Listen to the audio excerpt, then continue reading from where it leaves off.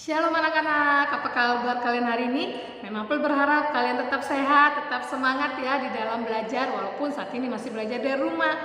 Nah, senang sekali ya kalian sudah menyelesaikan PTS dengan baik. Biarlah kiranya apa yang kalian kerjakan, kalian mendapatkan nilai yang terbaik juga ya.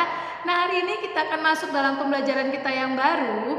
Namun sebelum kita mulai belajar, kita berdoa dulu. Semua lipat tangannya, tutup matanya, kita berdoa. Bapak yang baik, terima kasih Tuhan kalau pada hari ini Tuhan memberikan kami kesehatan ketika kami baru bangun tidur Tuhan, di dalam istirahat kami dalam keadaan tubuh yang sehat, itu semua karena anugerah Tuhan. Tuhan Yesus, saat ini pun kami ingin kembali belajar Tuhan, kiranya Tuhan yang berkati kami, tolong kami Tuhan, agar kami boleh mengerti akan pembelajaran kami pada hari ini. Berkati guru kami yang menyampaikan pembelajaran, juga berkati anak-anakmu yang sedang belajar dari rumah, berikan mereka semangat, kesehatan, juga roh kecerdasan dan kepintaran. Berkati juga kedua orang tua mereka Tuhan di dalam mendampingi anak-anak mereka belajar maupun yang bekerja ya Tuhan. Terima kasih Tuhan, kami serahkan waktu belajar yang ke dalam tangan-Mu. Tutup bungkus kami dengan kuasa darah-Mu yang kudus. Di dalam nama Yesus kami sudah berdoa. Haleluya. Amin. Nah, hari ini kita akan belajar pembelajaran yang ke-9. Kita akan masuk dalam pembelajaran yang ke-9. Kalian boleh buka buku paket kalian. Temanya adalah keluarga yang saling memaafkan. Keluarga yang saling memaafkan. Nah, ini akan berbicara tentang apa? Kita simak bersama-sama ya. Nah, buka buku paketnya di halaman 102. Kalian buka buku paketnya. Memang perlu akan bacakan. Kalian tolong perhatikan buku paket supaya kalian bisa lebih mengerti ya. Kita akan mulai saja. Pada pertemuan ini kita akan belajar tentang saling mengampuni dalam keluarga. Contoh-contoh perbuatan dan sikap mengampuni dalam keluarga dan mempraktekkan sikap dan perbuatan mengampuni dalam keluarga kita masing-masing. Nah, di sini siapa yang pernah berbuat salah kepada mama, papa, kakak, adiknya? Siapa di sini yang pernah berbuat salah? Ya, memang pun juga pernah ya.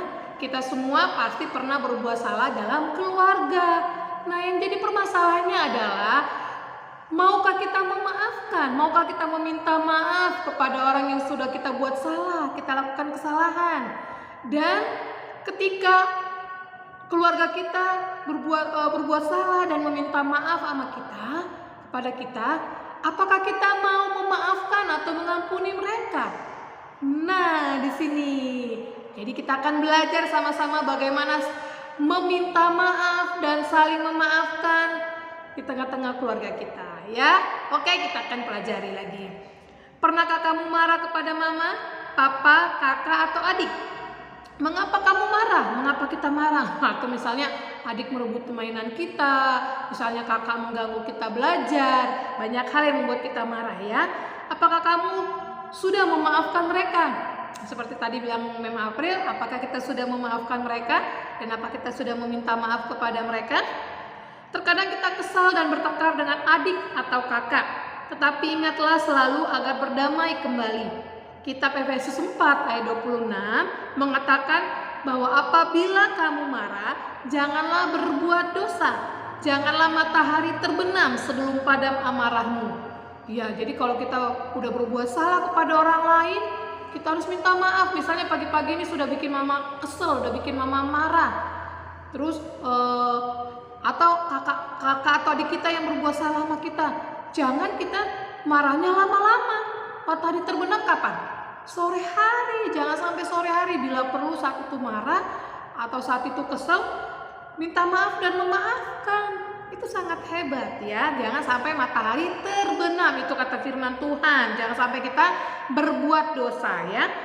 Ayat ini mau mengajarkan bahwa jika kita marah terhadap seseorang, sebaiknya amarah itu tidak berlarut-larut ya. Dan segera berdamai agar tidak terus hidup dalam dosa. Jadi kita nggak terus misalnya berbuat salah sama kakak atau adik atau mama. Kita takut jadinya, aduh aku salah nih sama mama, sama papa, atau sama kakak sama adik. Atau saat ada yang minta maaf keluarga kita, aku gak mau maafin. Lama-lama, nggak boleh ya. Harus berdamai dengan segera dengan keluarga kita ya. Saat kita berdamai dengan orang lain, kita belajar untuk hidup rukun. Jadi salah satu hidup rukun adalah, ciri khas hidup rukun adalah kita berdamai dengan orang lain, kita memaafkan, mengampuni orang lain ya. Itu salah satunya. Oke. Bagaimana cara kita mempraktekkan sikap dan perbuatan memaafkan dalam keluarga? Bagaimana sih caranya mempraktekkannya? Kita akan belajar ya. Perhatikan kembali buku paketnya. Yang pertama, sampaikanlah kepada orang tuamu atau saudaramu apa yang membuatmu marah. Utarakan perasaan yang kamu alami sehingga mereka pun dapat mengerti. Saya kamu lagi marah. Mama aku kesel, mama sih seperti ini. Kakak aku nggak suka, kakak merebut mainan aku. Boleh utarakan apa yang membuat kita marah. Boleh kita mengungkapkannya ya. Tapi jangan sampai kita bentak-bentak mama, bentak-bentak kakak, itu tidak boleh. Justru kita utarakan dengan sopan, kita utarakan dengan baik. Mama tadi aku tidak suka, mama bilang seperti ini kepada aku, jadi aku marah sama mama. Kakak aku nggak suka, kakak rebut mainan aku, jadi aku marah. Boleh ya, utarakan amarahmu kepada kakak atau saudaramu, keluargamu ya. Yang kedua, tidak menyimpan dendam. Berapa lama kamu marah kepada orang tua dan saudaramu di rumah? 1 hari, 2 hari, 3 hari, 4 hari? Seperti yang firman Tuhan katakan bahwa jika kita marah sebaiknya kita segera berdamai. Tidak menyimpan dendam, tidak boleh menyimpan dendam. Itu menjadi kepahitan dalam hati kita ya. Oke? Yang ketiga, belajar untuk memaafkan saudara dan orang tua yang bersalah dan meminta maaf jika kamu melakukan kesalahan. Tuhan Yesus mengajarkan untuk memaafkan sesama kita karena Tuhan Yesus pun telah mengampuni dosa-dosa kita. Jadi kita harus memaafkan dan juga minta maaf. Karena apa? Tuhan Yesus saja memaafkan kita. Tuhan Yesus saja mengampuni kita. Masa kita manusia tidak mau mengampuni, memaafkan ya? Oke, 3 hal ini kita belajar ya. Memang perlu yakin kalian adalah anak-anak hebat, anak-anak Tuhan Yesus yang luar biasa, pasti mampu melakukannya ya. Nah, kita juga belajar dari 2 tokoh Alkitab. Contohnya adalah yang pertama, Esau dan Yakub. 2 saudara kembar ini bermusuhan sejak lama. Esau pernah dendam terhadap Yakub yang telah menipunya. Namun Tuhan Allah kembali mempertemukan mereka berdua untuk memecahkan masalah, sehingga Esau dan Yakub pun bisa saling mengampuni. Mereka saling berpelukan dan saling memaafkan ketika bertemu setelah berpisah bertahun-tahun lamanya. Jadi ketika ada Bapak Esau dan Bapak Yakub berantem, dulu mereka berantem, anak-anak berantem, terus mereka tiba-tiba dipertemukan kembali. Di situ mereka akhirnya berbicara, mengampuni, berpelukan, akhirnya mereka berdamai kembali ya, hidup rukun. Itu yang pertama. Yang kedua, Yusuf dan kakak-kakaknya.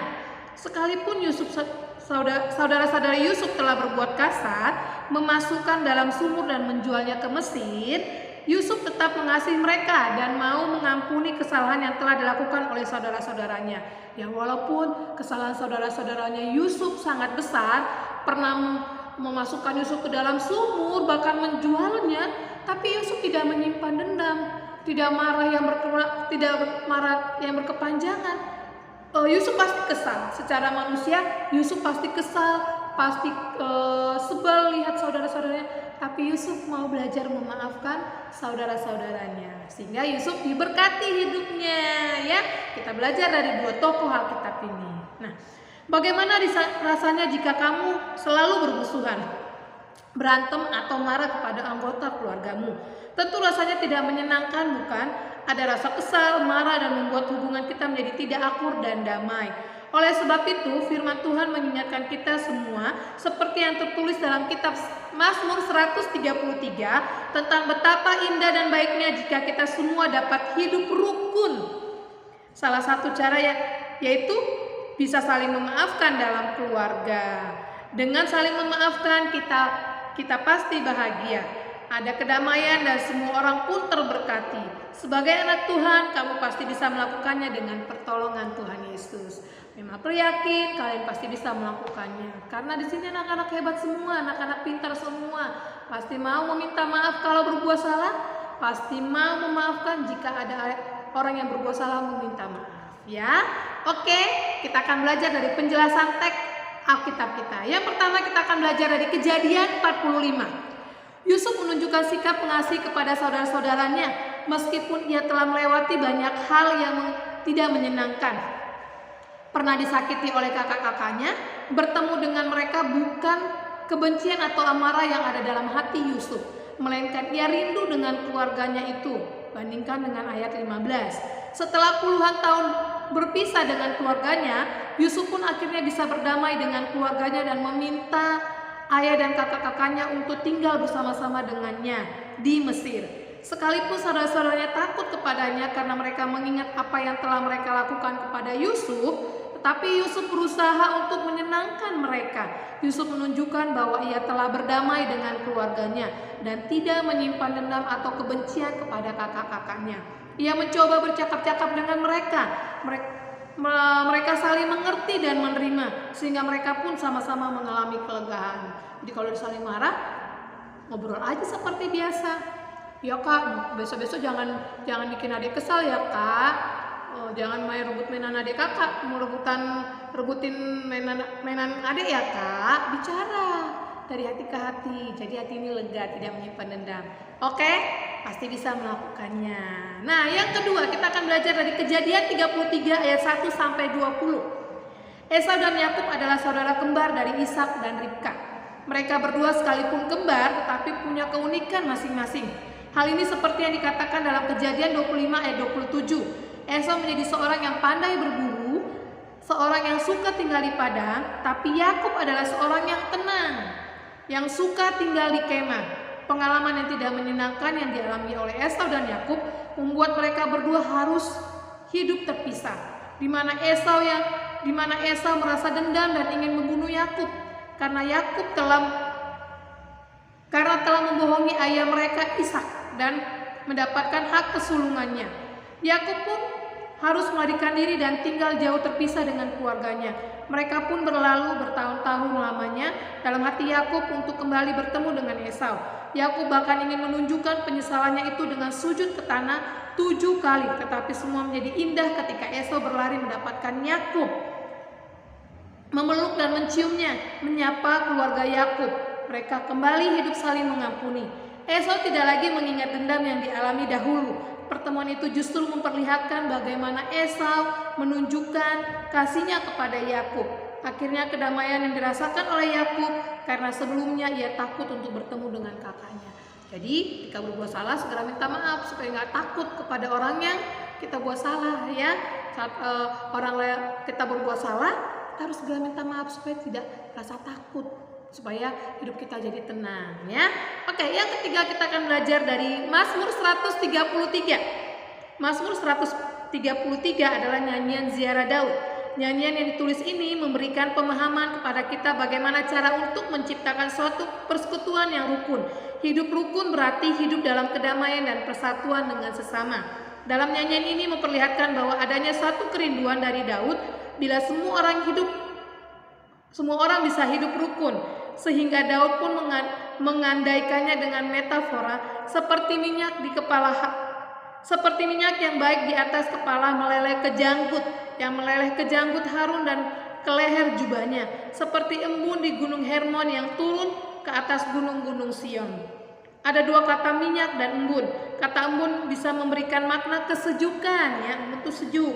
Kerukunan yang tercipta dapat memberikan kesejukan dan ketentraman, kedamaian bagi semua orang. Jadi ketika kita hidup rukun, hidup damai, maka ada persatuan, akan ada kesejukan, ketentraman dalam hati kita, dalam keluarga kita. Oke? Siapa di sini yang mau hidup rukun dengan hidup damai, mau memaafkan, mau meminta maaf kepada keluarga? Ya, hebat semua ya. Dan Apel yakin setelah pembelajaran ini pasti kalian akan jauh lebih baik lagi. Nanti Mem April bisa dengar dari mama papa ya. Mamanya, ya Mem, misalnya si ini bisa mau memaafkan. Mem April pengen dengar seperti itu. Oke? Nah, hari ini cukup pembelajaran kita. Yang menjadi tugas kalian, lihat buku paketnya ada di halaman 108. Mulai dari 108 ya.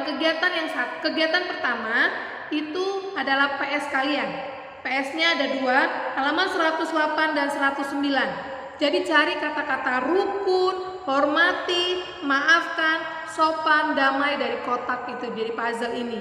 Gak usah buat kalimat, gak usah ya. Jadi kegiatan 1 itu merampas dan mengambil mainan adik atau kakak, benar atau salah? salah, berarti mukanya jangan senyum ya, menurut gitu ya. 1 sampai 5 kerjakan di buku paket saja. Yang halaman 109 juga di buku paket kegiatan 2. Tidak usah buat kalimat ya. Nah, yang PR-nya adalah di halaman 110 mewarnai gambar Esau dan Yakub saling memaafkan. Itu PR-nya. Dan PR satu lagi kegiatan 4. Kegiatan 4 itu ini seperti love-nya 1 jika tidak pernah, love-nya 2 jika kadang-kadang, love-nya 3 jika sering, love-nya 4 jika sering sekali. Boleh diwarnai, boleh ditamis saja love-nya. Caraku memperbaikinya gimana? Misalnya pertama, membicarakan masalah dan berdamai. Misalnya sering, 3. Caranya memperbaiki, jika berbuat salah, jika berantem sama kakak atau adik atau mama, segera minta maaf atau memaafkan. Cara memperbaikinya atau apa yang mau kalian buat ya. Oke, jadi memang perlu ulangi, yang menjadi PS-nya adalah kegiatan 1 dan kegiatan 2 itu kerjakan aja di buku paket. PR-nya adalah halaman 110, 111 dan 112. Itu kegiatan 3 dan 4 kerjakan juga di buku paket ya. Jadi ada 2 PS dan PR-nya. Oke, hari ini cukup sekian saja pembelajaran kita. Mem April berharap kalian disiplin dalam mengerjakan tugas, kerjakan dengan tepat waktu, kirim ke GCR-nya Mem April ya. Nanti kalau sudah Mem April kasih nilai, kerjakan dengan baik supaya nilainya yang terbaik juga. Oke, nah cukup di sini saja pembelajaran kita pada hari ini. Untuk mengakhiri pembelajaran, kita berdoa dulu yuk. Semua lipat tangan, tutup matanya, kita berdoa. Bapak yang baik, terima kasih Tuhan kalau hari ini kami boleh belajar saling memaafkan dalam anggota keluarga kami Tuhan. Ajar kami Tuhan, ketika kami bersalah kami berani meminta maaf. Ketika ada orang yang bersalah kepada kami Tuhan, biarlah kami boleh memaafkan mereka ya Tuhan. Biar ada kedamaian, ketentraman, kesejukan di tengah-tengah keluarga kami Tuhan. Agar tidak ada dendam, tidak ada sakit hati dalam hati kami Tuhan. Agar kami dengan orang tua, kami dengan kakak adik kami boleh hidup rukun dan damai ya Tuhan. Terima kasih Bapak, ajar kami untuk melakukannya dan mampukan kami sedari kecil untuk melakukannya Bapak. Terima kasih Tuhan buat pembelajaran hari ini. Biarlah Tuhan berkati anak-anak-Mu, berikan mereka kedisiplinan dalam mengerjakan tugas, atau kepintaran, kecerdasan, terlebih kesehatan Tuhan, jauhkan dari mereka sakit penyakit ya Tuhan.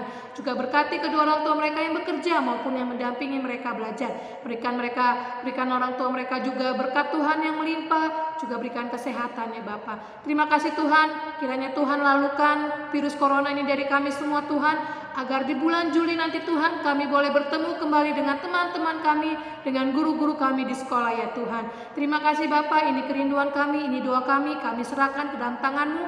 Di dalam dan demi Yesus kami sudah berdoa, haleluya, amin. Oke, selamat mengerjakan tugas-tugasnya, tetap semangat. Jangan lupa berdoa selalu dan Tuhan Yesus memberkati. Bye-bye.